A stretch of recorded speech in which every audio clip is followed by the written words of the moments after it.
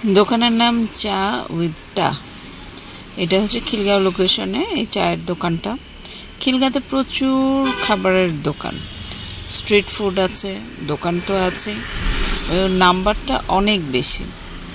যারা এদিকটায় এখন আসেন তারা আমার মনে হয় খাবারের দোকানের অভাব কখনো ফিল করবেন না। একটা না একটা দোকান আপনি পাবেনই অ্যাভেলেবল, যেখানে আপনি দাঁড়িয়ে খেতে পারবেন। লোক প্রচুর হয়, সমাগম প্রচুর হয়। আমাদের যারা একটু চার নেশা আছে, চা খেতে পছন্দ করি, তারা কিন্তু এরকম চায়ের দোকান খুঁজে বেড়ায়। এখানে যদিও সিটিং অ্যারেঞ্জমেন্ট নাই, আপনাকে কিন্তু দাঁড়িয়েই খেতে হবে। দোকানের সামনে দাঁড়ানোর স্পেস আছে, তার আশেপাশে দোকান আছে। অন্যান্য দোকান যাতে হ্যাম্পার না হয় ওইভাবে আপনারা যেটা করতে পারেন, দোকানের সামনে দাঁড়িয়ে চা খেয়ে ফেলতে পারেন।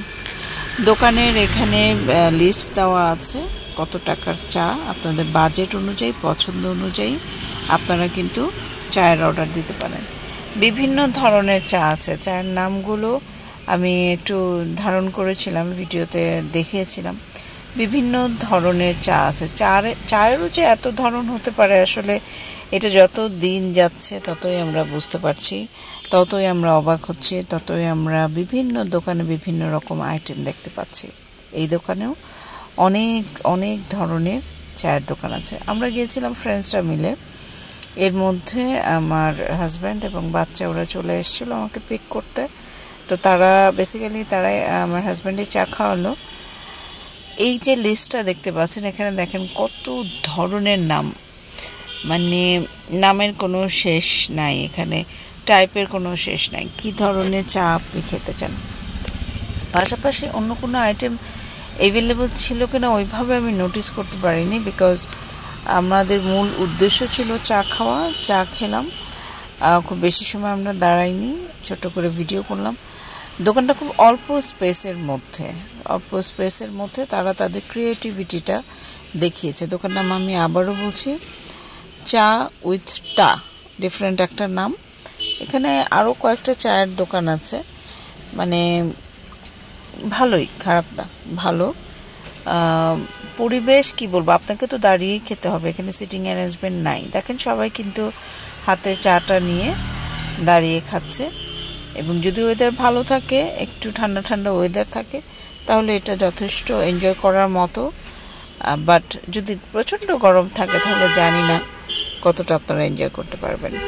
আরেকটা ব্যাপার যেটা, যে চা যারা প্রচণ্ড রকম নেশা, চায়ের নেশা, চা কিন্তু তারা যতই গরম থাকুক, আর ঠান্ডা হলে তো কথাই নেই, শীত হলে তো কথাই নেই, চা কিন্তু তারা খাবেই। চা খাওয়া বন্ধ করতে পারবে না কেউ। তো 3, 4, 5, 6 কাপ করেও চা খায়, দিনে রাতে সবসময় চা খায়। চায়ের দেখেন লুকটা, আমরা নর্মাল চাই নিয়েছিলাম, চায়ের লুকটা খুব সুন্দর, চায়ের পরিমাণ অনেক ভালো। চিনি আপনি আপনার পছন্দ মতো বলতে পারেন, যদি আপনি কম চিনি খান তাহলে কম দিতে বলবেন, আর যদি আপনারা বেশি চিনি খান তাহলে বেশি চিনি দিয়ে আপনাদেরকে মেক করে দিবে, একদম গরম শরবত যেটাকে বলে। আমরা মোটামুটি চিনি খাই, খুব বেশিও খাই না। একসময় প্রচণ্ড খেতাম, বাট সিন্স এখন একটু ডায়াবেটিকের ব্যাপার স্যাপার চলে আসছে, এই জন্য আমরা চিনিটা অ্যাভয়েড করি। তো ওভারঅল ভালো সময় ছিল, কোয়ালিটি টাইম ছিল। আমি এখন ভিডিওটা এডিট করছি সেই দোকান থেকে একটু সামনে একটা জায়গায় ওয়েট করছিলাম, তো সেখানে আমি বসে এডিট করছি, যার জন্য অনেক ট্রান্সপোর্টের শব্দ, গাড়ির শব্দ আপনারা শুনতে পাচ্ছেন। তো যাই হোক, দোকানের অ্যাড্রেসটা বলে দিলাম, অ্যাড্রেসটা কি, লোকেশনটা বলে দিলাম। অ্যাড্রেস ওইভাবে নাম্বারটা বোধহয় আমি নিতে পেরেছি কিনা ক্যামেরাতে ঠিক মনে করতে পারছি না, অনেক দিন আগে গিয়েছিলাম। এটা women's day, international women's day যেদিন ছিল, সেদিন আমরা সব পিঙ্ক টাইপের ক্যাটাগরির সবাই পিঙ্ক ড্রেস পরে গিয়েছিলাম ওখানে। তো যার জন্য এটা মার্চ মাসের, আর এডিট করছি মে মাসে, একটা একটা গ্যাপ মাঝখানে আছে। দোকানের নামটা আবারও বলছি, চা উইথ টা। এটা হচ্ছে আপনার